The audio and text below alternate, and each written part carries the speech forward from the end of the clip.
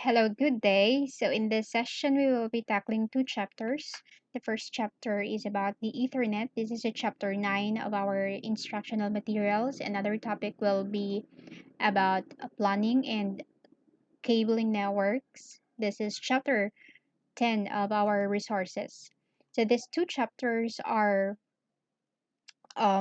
relevant to the two discussed in the chapters, which is the physical layer and the data link layer. So, importante ni silang duha ka topic, right?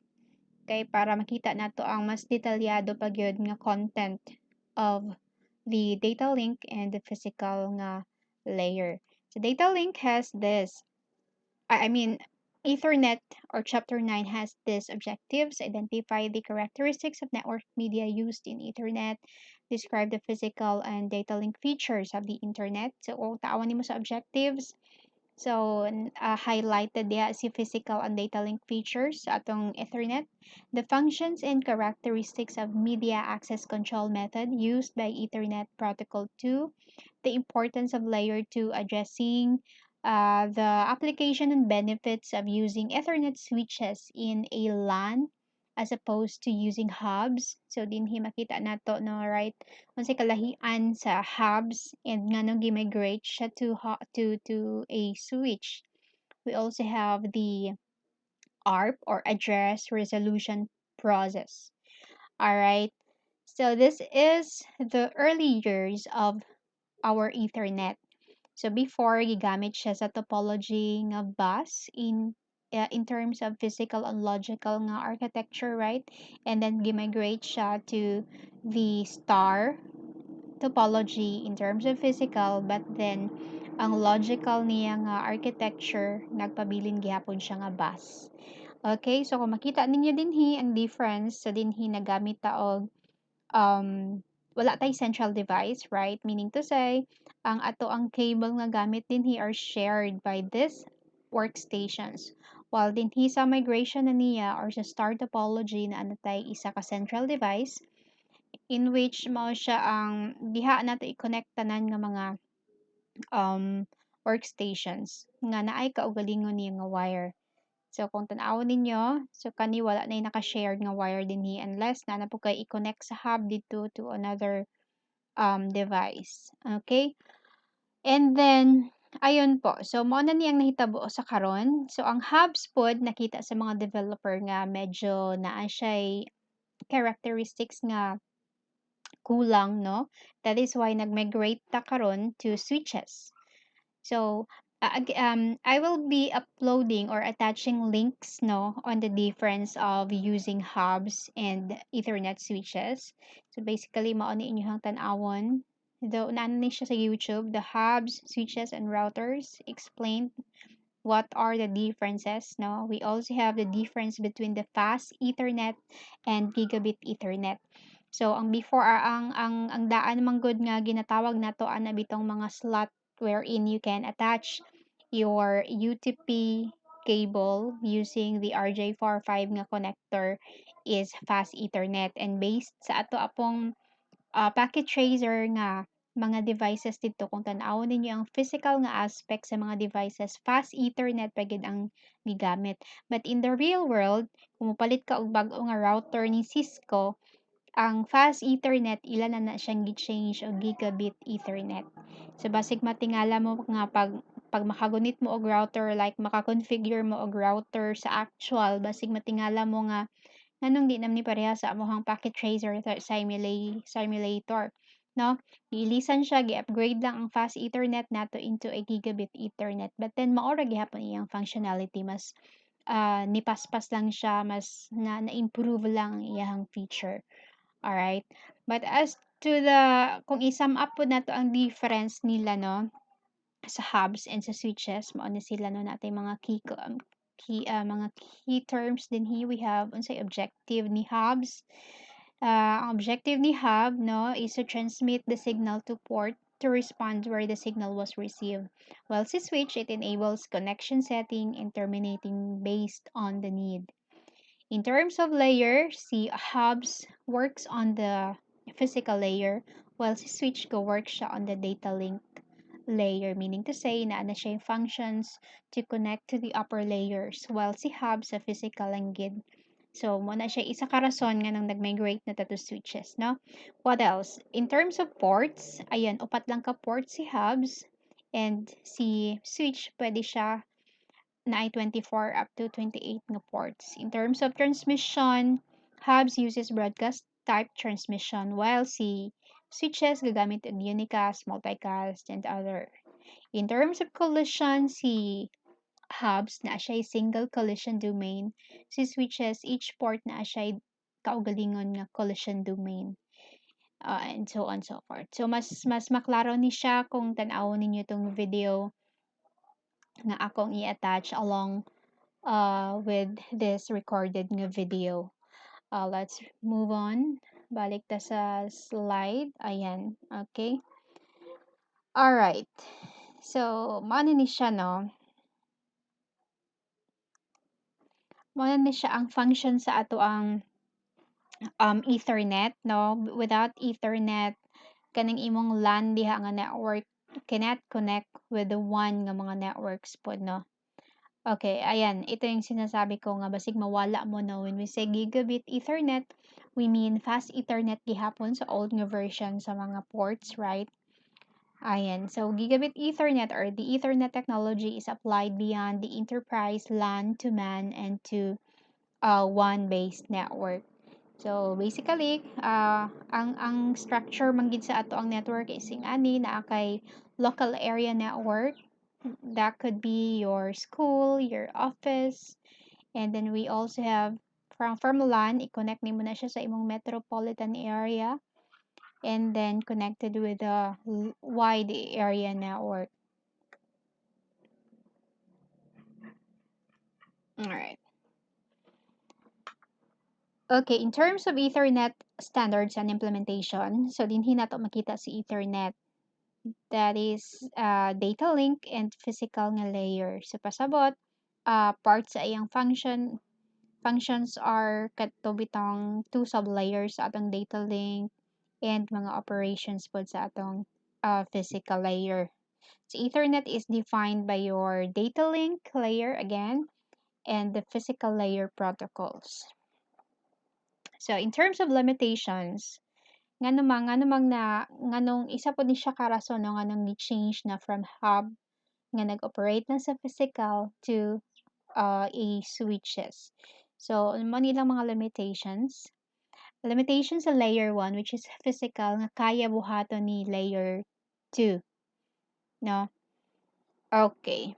But then mo ni siya ang mga limitations pod nga gina-facilitate sa atong Ethernet. So pasabot layer 1 and 2 should go hand in hand para lang ma-perform ni Ethernet ang iyahang functions. So layer 1 cannot or the physical cannot communicate with the upper layers, but through layer 2 nga functions, it can connect to the upper layers via logical link control. That is the upper sublayer sa atong data link, right? If you remember, kung nakita ninyo ang last videos nga ako ang gi-record, si physical layer cannot identify devices. But with the use of MAC address or media access control, no, nga, ginagamit to siya ni layer 2 no, to use addressing scheme to identify devices. We also have a physical layer only recognizes stream of bits, while si layer 2 uses frame to organize bits into groups. Physical layer cannot determine the source of the transmission when multiple devices are transmitting, while si layer 2 or data link, it uses media access control to identify the transmission sources. Ayan, so i-review lang nato gamay, right, nga mao ni siya ang ato ang logical link control, no? This enables us or the lower layers to connect to the upper layers, and then this is the media access control of the data link. And in terms of physical, mao pod ni siya atong gina-facilitate. This involves the different versions of cable nga pwede nato gamiton, right? So kung makita nimo diha nato sila yung medium and ilahang signaling. All right. So again, si LLC na to, as mentioned, makes the connection with the upper layers. It frames the network layer packet. It identifies the network layer protocol and remains independent of the physical equipment. So, si lower sublayer po sa ato ang data link, mao po ni siya ang ihang function, right? So, again, connected ni siya, part ni siya sa operation sa ginatawag na Ethernet. So, again, sa media access control, we have data encapsulation and media access control. When we say data encapsulation, that involves framing or frame delimiting, addressing, and error detection. Sa MacPod, it controls the frame placement on and off the media, and the function po niya ang mag-recover sa ato ang media. Alright, this is the physical some of the physical implementation sa atong Ethernet. So kapag ka naamoy makikita nga mga ing-ani nga mga arrangement, no? Natay patch panels in racks, Ethernet switches, natay fiber connections, Ethernet switches, and so on. Pasabot na we are dealing with Ethernet, right? Cables, the slots, or the interfaces wherein you can attach the cable. Mono to siya ang pasabot na to nga Ethernet. It's different from internet, right? No, lahi siya. Alright, so the MAC in Ethernet. So kung na-recall na to, right, nga si data link layer na aman siya duha ka daghay methods, daghay approach na ginagamit niya for communication, right? Pero si Ethernet mas ginagamit siya sa wired nga connection. So with that, si Ethernet gagamit siya og again carrier sends multiple access with collision detection because collision avoidance is para to siya sa wireless nga type sa cable, right? So collision detection controls access to the shared media. So pasabot, if there is a collision, it is detected and the frame are transmitted. Okay? So, mo lang ning ginabuhat sa atong collision detection. It listen before transmitting. Okay, part po sa atong Ethernet is the timing. Okay, so when we say an Ethernet frame takes a measurable time to travel from a sending device to the receiver. So pasabot, kaning mga intermediary devices contributes to the overall latency. So pasabot po, kung naay problema ang imuhang device dinhi, na siya bearing sa delay or sa Ethernet timing. And take note nga ang ato ang mga messages or ang mga data nga for transfer or for transportation naana siya again naana sila limit lang ginatayman na sila nga hangtod nga moabot dito sa ilahang destination, and if dili na siya moabot sa allocated nga time naay chances nga ma-reject or ma-discard na ang imuhang signal or ma-discard gyud ang imuhang data pasabot di siya moabot sa patulungan. So later on, sa next nga semester, I mean, sa remaining nga chapters, no, after ani nga topics i-discuss nato, unsa da ito siya nga time, no? But basically, mo na siya ang ginatawag na nato na TTL or time to live. So basically, naalang na siya ay 16 counts. 16 ba? Yeah, 16 counts. Starting from 0 o 15 na gani yata basta ana siya basta kay mo if more than 16 na siya and then wala siya kaabot sa iyang destination automatically discarded na ang ato ang mga messages. All right, so this is the frame. Okay, mao ni siya gi-review lang nato mga darling ang physical og data link nga discussion. So this is the Ethernet. We have the preamble, nagihapon siya destination and source addresses, the type, the data itself, and the frame check. Okay. By the way, kaning sa taas, mao ni siya ang wireless nato nga frame. Alright.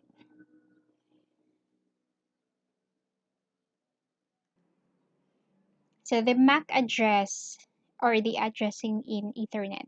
So all nodes share the media. So based on this exhibit, no, kay wala tay central device. To receive the data sent to it, each node needs a unique address. So karon, if for instance gikan diri sa device A imong data unya padulong siya sa D. Unsaon pag-determine sa imong sa imong B, C, E, F, G nga para sa iyahatong frame, right? So para mabuhat na nila dapat naa sila unique nga address. And mo to siyang ginatawag nato nga MAC address. Even your phones, even your mga laptops ninyo naa na sila unique address no nga gipakita man ako ang format last nga recorded video, right? So, kailangan ng unique nga address kay para lang ma-determine sa mga devices nga para sa ilaha gyud ang frame kay naka-indicate man dito sa ato ang header nga mao to nga address ang next nga modawat sa atong frame. So but that doesn't mean nga kay ikaw para sa imo tong frame para na gyud sa imo ang data. No.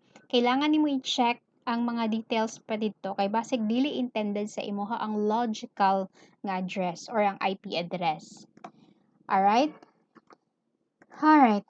Okay, so alam niyo na to, skip ko na to. Okay, what is this? Another layer of addressing. So IP addresses used to communicate between network. So dili na ni siya function sa ato ang um, Ethernet na function na dito sa network layer na ni siya. So ang function sa atong Ethernet na din the MAC addressing used within network across local media.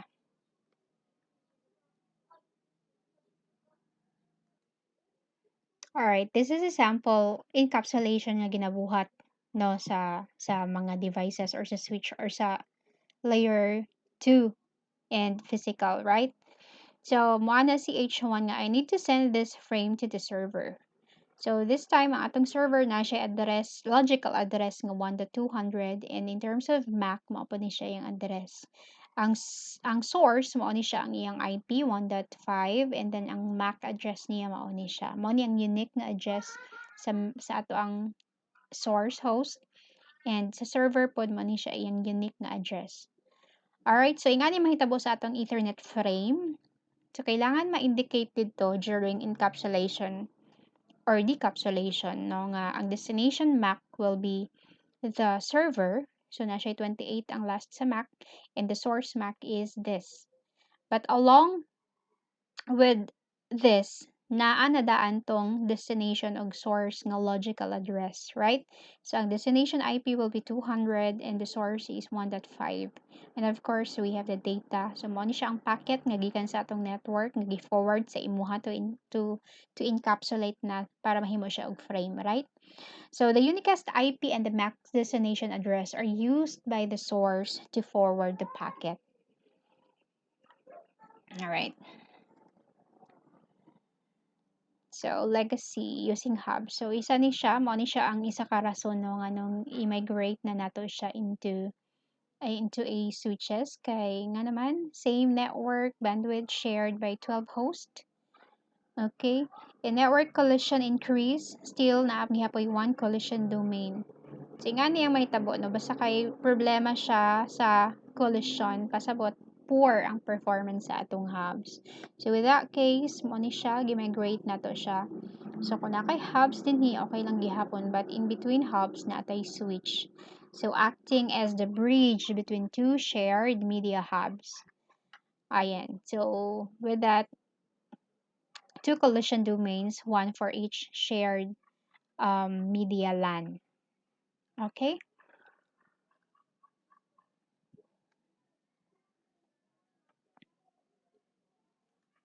So this part here can be explained well when you watch the video nga ako ang gimension, right? So, i-watch ninyo ning hub, switches, and router para mas masabtan ninyo ni siya nga exhibit. Alright. So, skip ko na to, ha? Okay, balikan ta ni. Okay, maganda ito. So, mapping IP to MAC address. So, the address resolution protocol process. So, ARP entry enables frame to be sent. So, kung taawan nato ni siya, we have workstation A. So moana siya nga I can now send the frame to 10.10.0.3. So aha ni siya the C, no? With MAC address D1 ang last. So pag i-send niya na din ha, unsa ni siya?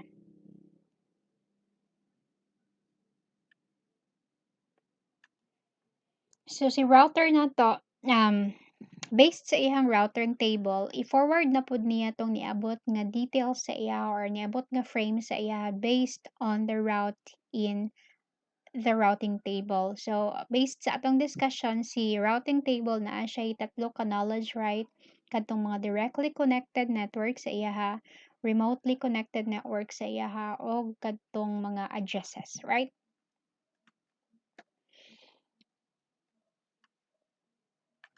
So the functions of your switch and your routers are very important because with that sa kaning nga mga devices manggod diha ga kahitabo usually ang kaning ginatawag nato og spoof, no, wherein pwede ma-hijack ang atong frame by the unauthorized nga mga tao who's trying to access or to break into our systems. So with that, pwede dapat i-remove nato ang katong ginatawag nato og MAC address, no? Dapat ma-remove siya sa katong address resolution protocol para um, dili na siya maka-communicate sa recent nga workstations nga nagigikanan niya, right? Alright, let's move on and I hope nga tan-awon ninyo to ang katong ato ang video presentation, no? Aside ani akong recorded.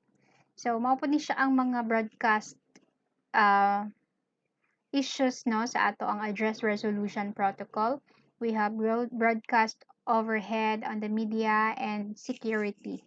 So kung puhon maabot mo sa point nga magbuhat na mo og inyong thesis, pwede mo mag-focus on networking and try to resolve problems relative to networking, no? Like nganong hinay ang signal, nganong ma-hack ang network, and so on and so forth. Alright, let's proceed to chapter 10. This is about planning and cabling networks. In terms of objectives, unsay na din identify the basic network media required to make a LAN. So, yun naman lang siguro ni kaayo. The types of connections for intermediate and end-device connection in LAN. Identify the pin-out configuration for straight-through and crossover. So, if kaya na ninyo ni i-address, pwede na ginato i-discuss, right? Kaya na-discuss na ni sa katong ahaga ito nga kuan sa physical layer.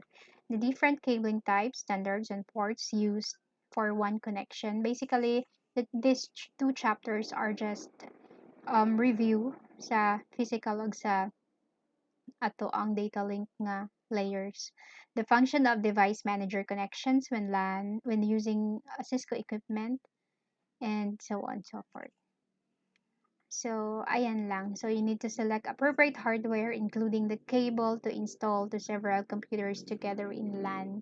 So, puhon if you will become a consultant, no, sa mga dagko nga networking companies. So, I hope nga kabalo mo unsaon pag manage sa ilang network. So, gikan sa planning hangtod sa implementation, right? So, dapat kabalo mo um, unsa nga networks ang dapat unsa nga unit ang dapat mag-uban, and so on so forth. So, kailangan siya planuhan kay kung di ninyo planuhan, magkabuang ra gihapon mo in the long run, right? So, identify the key aspect of device they will be employing in LAN. So, factors you need to consider in choosing a device. Of course, ang cost. So, in terms of cable, mahal ang fiber optics, no? But in terms of a performance pod, unsa ko like based sa need pod, like dagko na siya nga kumpanya, lagi chances nga mo gasto ka, no? Kay um daghan man ang kailangan nimo i-fulfill nga mga clients, dagko nga mga transactions ang kailangan ninyo i-facilitate, right? Another, we have ports nga consideration. So, basig dako kaayo mga company and then ang gi-recommend nimo is just to buy hubs in which in terms of performance, nagi problema si hubs, no, mo nang gi-migrate na nato siya into a switches. So, pila ka mga ports ang kailangan sa inyong company or sa ilang company. And in terms of kung naa na tay ports nga gipili, nya na tay cables nga i-attach po, tan-awon po nimo ang speed, no?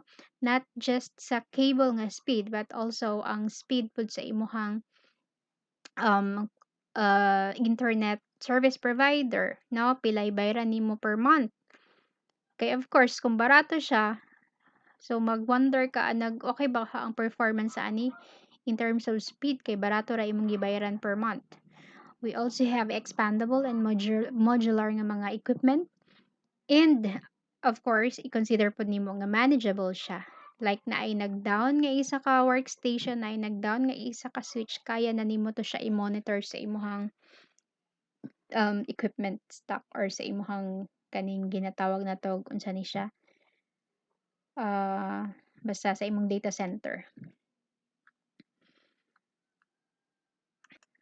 All right. So again, how will you design your network?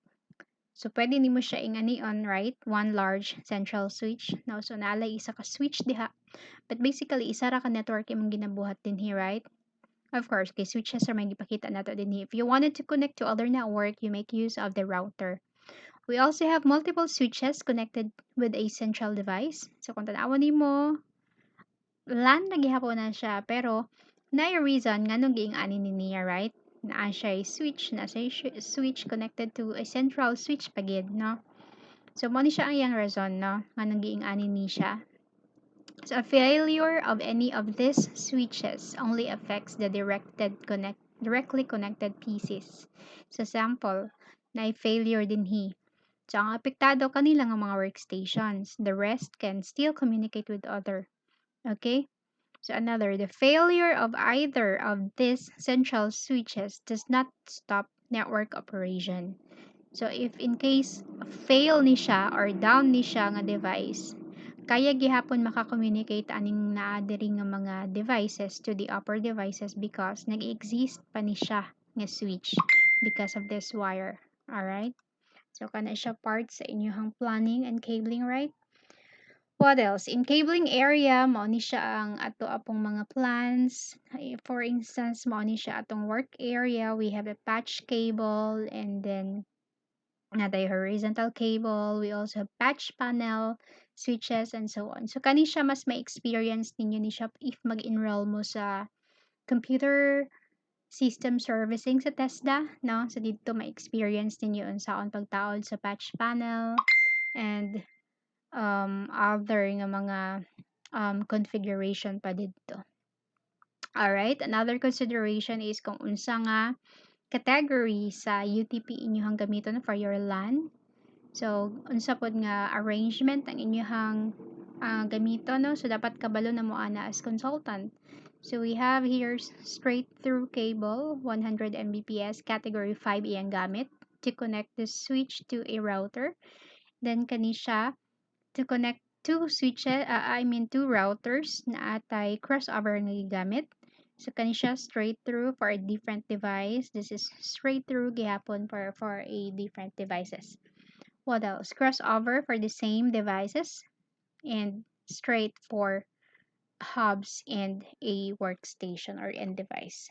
So again, mo na ni siya tong atong gi-discuss. I-recap lang nato nga na two types of connections. We have T568A and T568B. If ang both ends sa ato ang wire or sa atong cable has this arrangement sa pins niya, so pasabot you are making a straight through cable. Kung nagamit kag A tanan, straight through cable imong ginabuhat. Kung nagamit kag B tanan, straight through cable gyapon imong nabuhat. But then kung ang picas end niya type A and then the picas end is type B, you are making a crossover cable nga type. Alright? So kanipod siya nga wire is used to isa man ni siya. Mo ni siya ang ginagamit nato if we wanted our LAN to connect to the WAN. Okay, so katong router bitaw ninyo, so mao ni siya nga port ang i-attach ninyo sa inyong serial port or serial interface. Kani siya, gintawag nato siya male Winchester block type. Mao ni siya ang i-connect ninyo sa inyong modem. Alright? So, kani sa router nga end, kani siya sa modem nga end. Kanya, ang modem nimo mo connect naman to sa imong wireless nga signal. So, that's the reason nga makakonect ka to the network nga away sa imuha. Alright? So, kani po siya nga cable ang ginagamit nato for management of our devices. So, we only need a device with a console and na siya ginatawag nga rollover cable. So, gipakita na po nako ni last time, right? So, this is your PC. This will act as the screen, the keyboard, the mouse of your device. What else? Design an address scheme for an internetwork and assign ranges for host. So, kabalo naman mo ani, di ba? Kabalo naman mag-divide og isa ka IP and make some 4 networks, 8 networks. Kay para lang ma-facilitate nimo ang addressing sa printer, sa IP phones, sa switches, sa administrators nga mga users, sa general nga mga users, and sa servers nga mga users. So, dapat ma-determine na nimo nga like kaning nga unit, pila kaha ang potential users ani. So, with that, pwede na nimo i-subnet ang imong IP based sa number of users nila.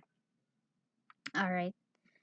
So, wala pa ta kaabot aning VLSM, but basically, this is a type of subnetting gihapon, but then di na mag-matter kung di na ta mag-follow sa iyang class. Like for instance, class C.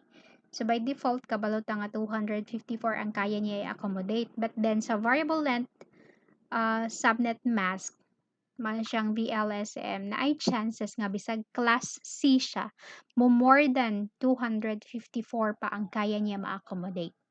Alright? So pasabot, wa na ta nag-follow og iyang class full nga address. Pag napatay time, ato nang itry og compute, no? Mag-try taan ng variable VLSM. Alright. Ano ni? Okay.